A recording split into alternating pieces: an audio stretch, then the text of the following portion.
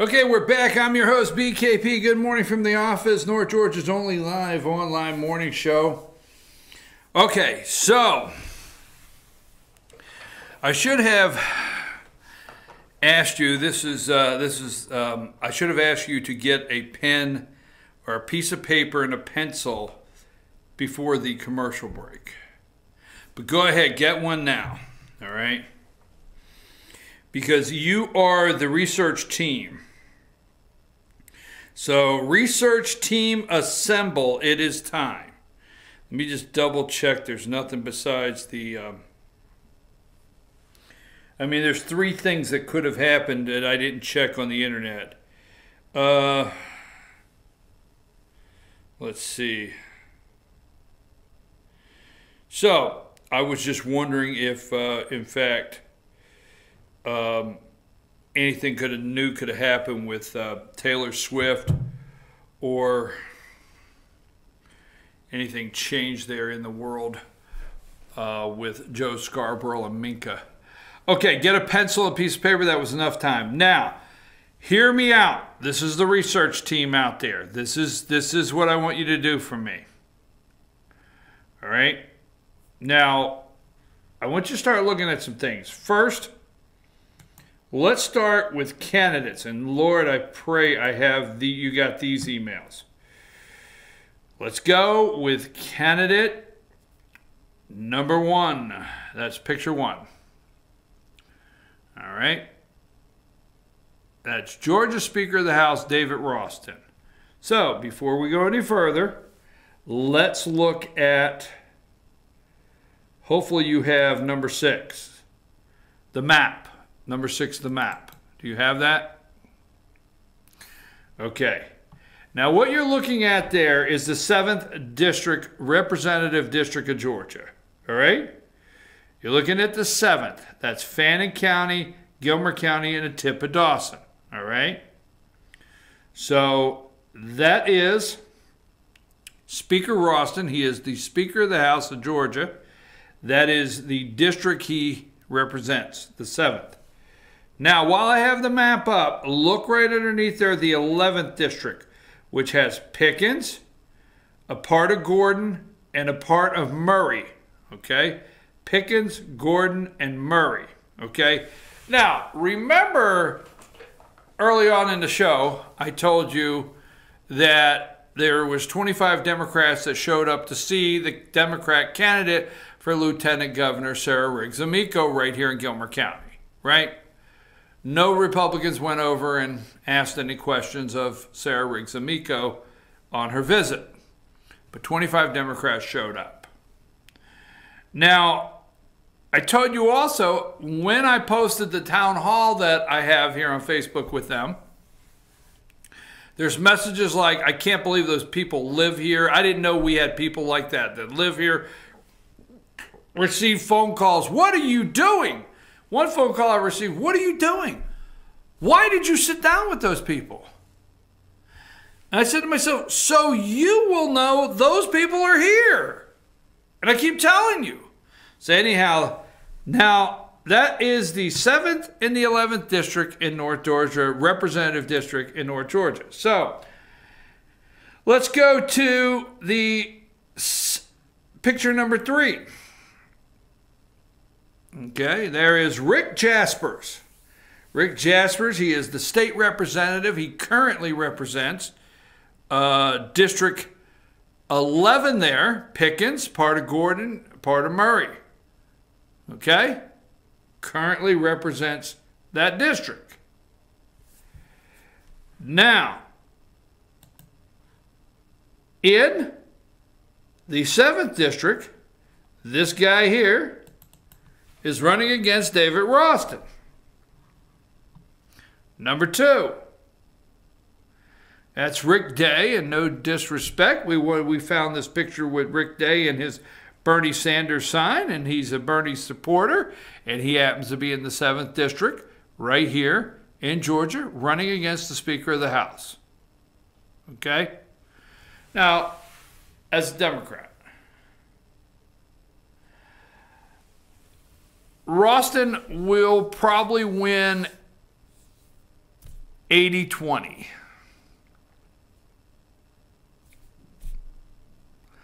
I don't think it'll be, maybe not lower than that or higher, 80-20. But guess what the 20% will be? It'll be about 15% of Democrats that generally do not come out at all and vote in November. There's nobody on the ballot. So does Rick Day stand a chance running against Georgia Speaker of the House, David Ralston? No, he doesn't stand a chance. But does Rick Day stand a chance of getting about 5% more Democrat votes to come out in Gilmer County? Could he add 2,000 Democrat votes that normally do not come out in November? Could he help pull those 2,000 extra votes out just in Gilmer and Fannin County? 2,000 here, 1,000 up there, 3,000 whatever, or 2,500? Now do that all around the rural counties of the state. Give Stacey Abrams 1,500. You look at how many go to. Now, not every Kevin Tanner over in, is it the 9th district? He doesn't have an opponent, okay? But there's reasons to draw out. Now, there's a couple in Gilmer, reasons, a couple in Fannin, okay?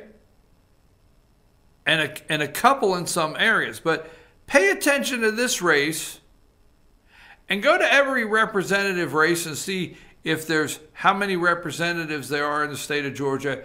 And if that was to give in every district Stacey Abrams 2,500 more votes to generate to come out. See, they want candidates in the local races to get Democrats to come out. There will be candidates, there will be voters come out in these districts. There'll be voters come out in these districts to vote for Stacey Abrams. There'll be voters come out in these districts to vote against David Ralston. There'll be which will be votes for Rick Day.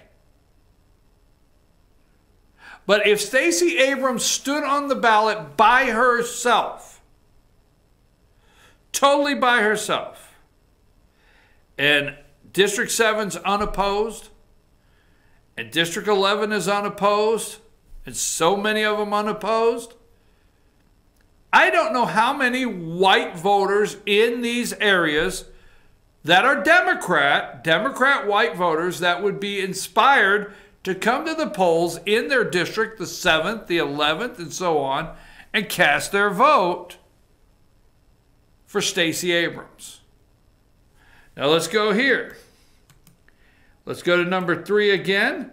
And now these people are running, and they're actually running campaigns, okay? And this is, I think his name's, is it Lee Shiver? Let me get that right quick here, make sure I got it right here.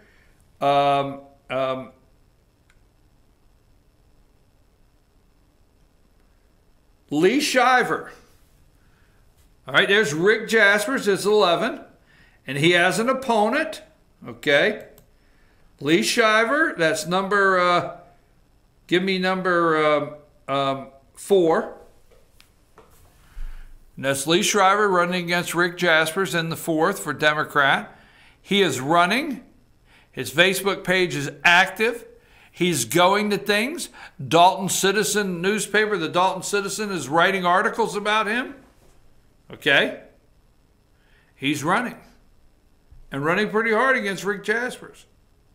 Will he win? No. But add up another couple thousand votes.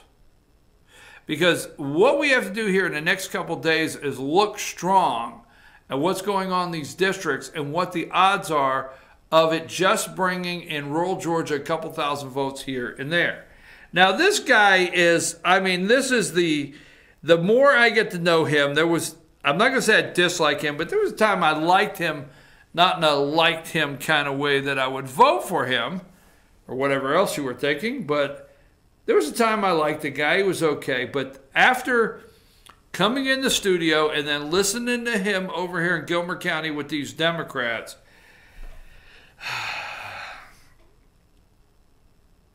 this, can I say this? I know it's internet. I know I own the place. I mean, this is the closest thing that Doug Collins will ever have to a woman running against him. First of all, let's go to map 7. Number 7. This is the 9th District of Georgia. This is where you live if you're in LJ. This is your representative. You can see the yellow covered area of 20 counties, okay? And that's the 9th District. The 3rd strongest, tied for 2nd, I think. 3rd strongest. There's a district tied for 3rd or something. There's a district out in Texas, a district, I think District 5 in Kentucky, and then the 9th District is the 3rd most conservative district in the United States. But what do they have? They have a candidate. Now, this is where I say, and I could be totally wrong. If I'm wrong day after election, good, I'm wrong. But this is where Republicans, they pat me on the damn head and send me on my way and, you know, well, he won't get 20% of the vote. He's on the ballot, folks. Another reason for Democrats to come out. A white candidate, okay, on the ballot for a black governor candidate on the ballot.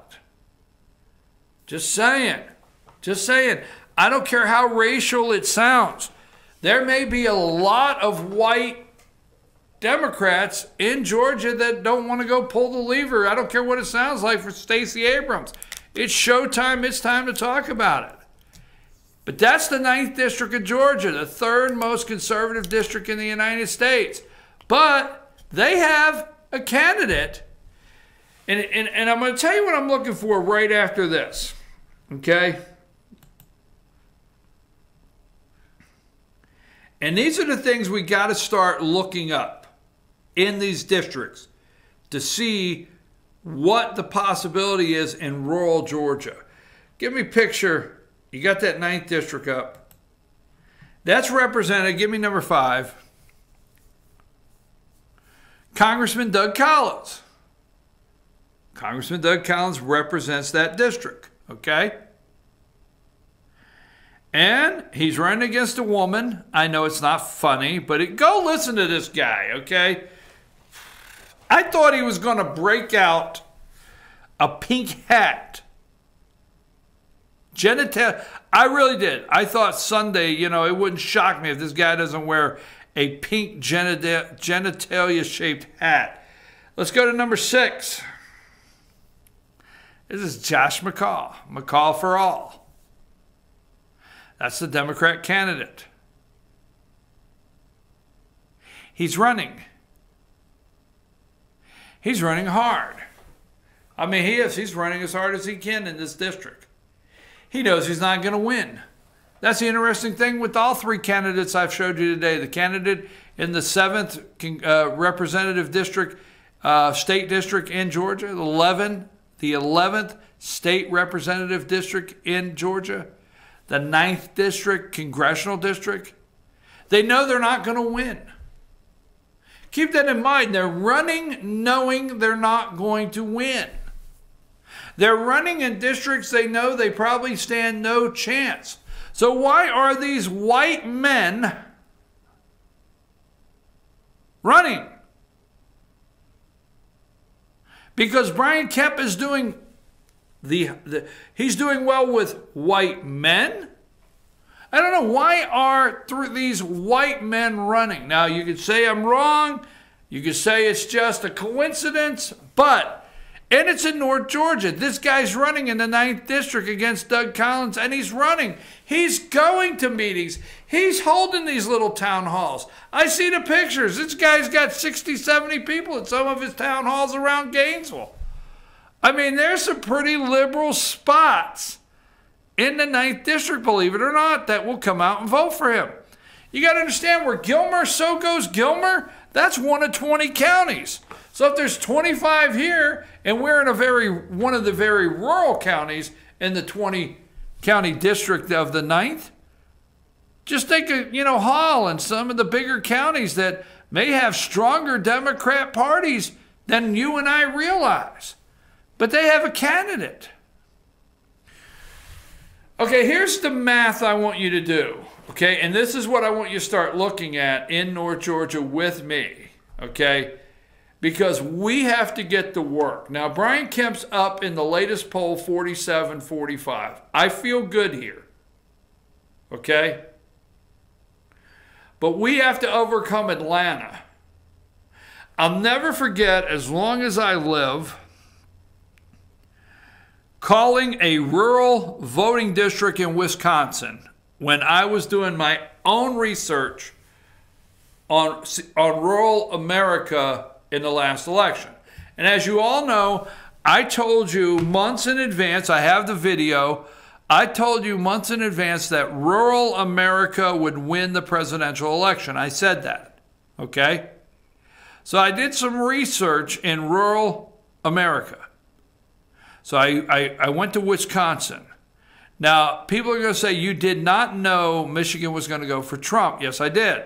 Well, it had to get called 3 days later because it's only split by a couple thousand votes. Folks, I had no scientific data, but I did rural Michigan research where I directly sit down in my office and make calls and had a legal pad and made notes. So I knew Pennsylvania was going to go for Trump. I knew, felt good that Michigan would, and I felt really good that Wisconsin was going to go for Trump. What's that got to do with Georgia? Let's take him off there. Damn it, I can't keep looking at him. Let's just find something. We got anything nice to look at? Well, hell, there's Hillary Clinton. That's not nice. Let's put up Brian Kemp. Okay, number 9. Because we are talking about the race in Georgia. Okay, so anyhow, I did the research, and I'll never forget, as long as I live, calling a rural county in Wisconsin, and the head of elections in that rural county said, I'll never forget, it is going to be tough to overtake Madison, Wisconsin, right? It is going to be tough to take Madison and Wisconsin and Milwaukee. It's going to be tough to take those. But we may generate enough rural vote just to do it. But it's not going to be easy. Never forget that as long as I live. So it's been seared in my brain that Democrats are not as dumb as you think Kamala Harris looks. They're not. They're not as dumb as Spartacus acts. They're not. They put long-term plans together. And they know they lost rural areas of the United States. They know that. And their goal was to that's why when I listened to a speech, I was there Monday night, and I listened to a lady tell me with Common Cause that 80%, if not more, of Republicans run unopposed in the state. Okay, run unopposed.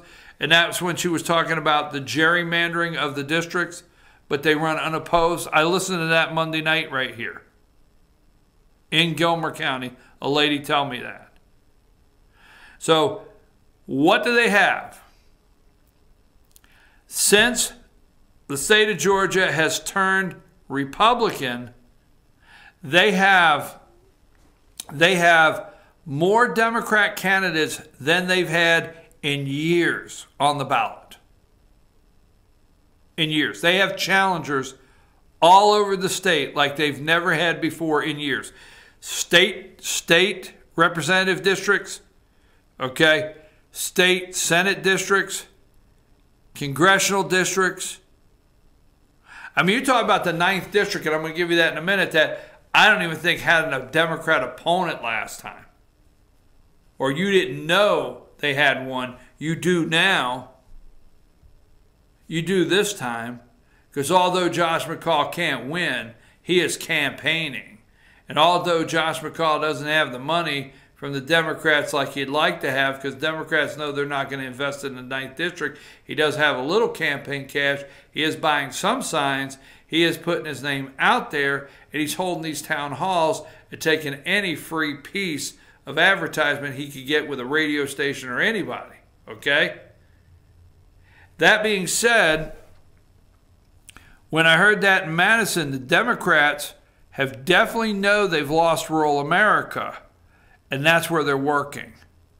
And that's where I tell you, the other Sunday morning, okay, there's been several people that are saying that, besides myself, that truly, okay, Georgia is a 5-point state. That's what they say out there, okay? If I'm wrong, I'm wrong. But they say truly, if you look at it and boil it down, that Georgia's gotten to, you know, when you call it a red state, a 5-point state. There's a 5-point spread between Democrats. It could be larger, but this is what a lot of people say. There's a 5-point spread between the Democrats and the Republicans in Georgia. It's very possible, okay? I could take you back, to go back, and I don't know if it's more than 5, but David Perdue, Michelle Nunn. So this time they are fired up. Elizabeth Warren, okay? Pocahontas was here yesterday. Pocahontas, Bloomberg's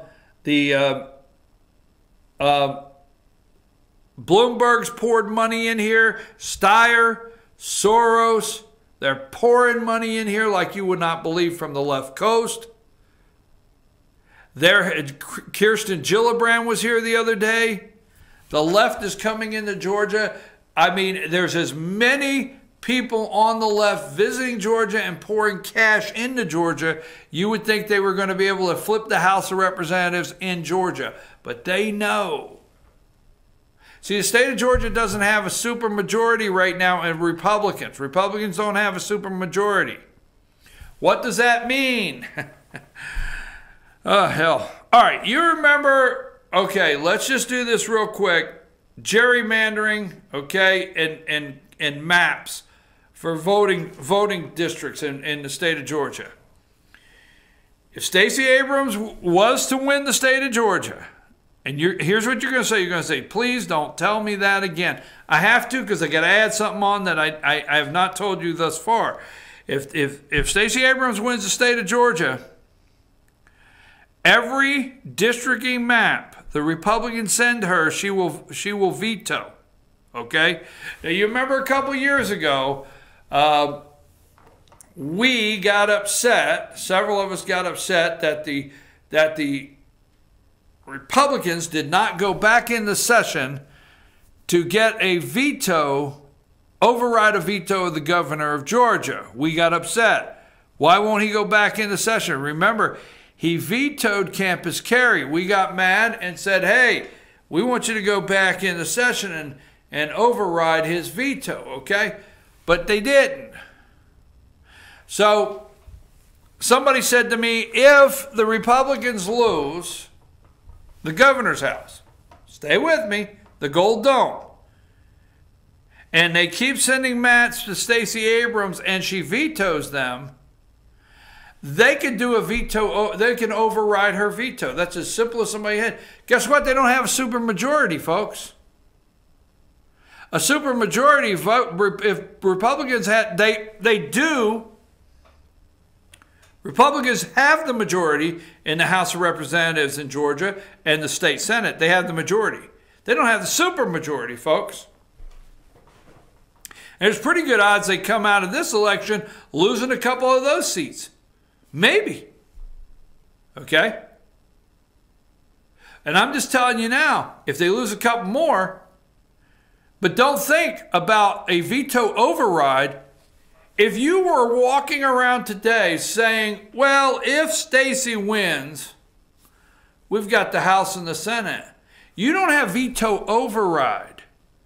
You don't have a supermajority. And I doubt you will after, in 27 days will Republicans in the state of Georgia have a supermajority. You don't have it. So I think what will happen is you'll pass a whole lot of bills and they'll go to Stacey's desk if, God forbid, she's the governor and she'll veto them and there's nothing you could do. Period. And then I sure hope we don't have the handful of spineless Republicans that says, well, you know, let's negotiate with her. So if you are thinking for 1 minute that Stacey Abrams, governor, and the House of Representatives, led by David Ralston, and the Senate, led by whoever the hell I don't know, we're safe, no. Trust me, then Republicans, Democrats don't do it. They don't do it at all. Democrats will not do it, but Republicans will. They'll negotiate. And that's the fear you have to have. And quit walking around thinking that, we can override her veto. We don't have a supermajority. So here's what I want you to do. I'm going to take a break. But here's what I want you to do. I want you to look at right here. All right? Let's go back to picture 7. North Georgia. All right? This is the 9th Congressional District. Doug Collins, representative. The last time, let's just use numbers. Let's just use numbers to do it. Don't go look it up and say I said something. So let's use 10,000 votes. Okay? So the last time Doug Collins got 10,000 votes here, okay? And some no-name Democrat that we didn't even realize was on the ticket, he got 500. Or he or she got 500 votes. We didn't even realize he basically doesn't have an opponent. But this time he does. So this time he gets 8,000 votes, and Josh gets 2,000. Well, he still beats him 80-20, right? But that is 1,500 votes in that district that was not in the Democrat column because they didn't show up the last time they ran for office. When you start doing the research, you got to remember, Democrats didn't show up last time because Nathan Deal was governor and they pretty much felt he was a shoo-in. But go to the last governor's race and go around these districts and around these congressional districts with Jason Carter. You still have a situation you had little, if any, Democrats on the ballot. So I hope you understand what I'm trying to say there, that they're going to pull in the 2,000 here and the 2,000 here that they've not gotten in the past. And if Georgia is a 5% state in rural Georgia, I just wanted to say, hey, pay attention, folks. Call other Republicans. Here's the thing with Brian Kemp. Now, I'm just going to tell you nicely, Brian Kemp. I know you got to spend your money and you're up against Tom Steyer, you're up against George Soros, and the Hollywood left. I know they're pouring the money in on you. I know you have a disadvantage. But I will tell you the comments I have heard in North Georgia, because I'm in the 3% to pay attention. You guys took down all the signs. I think you have signs in heavy districts, heavy voting districts, good. But I think you need to campaign a small army in that district alone and plant Brian Kemp signs everywhere and remind these damn people there is an election and they need to come out for you.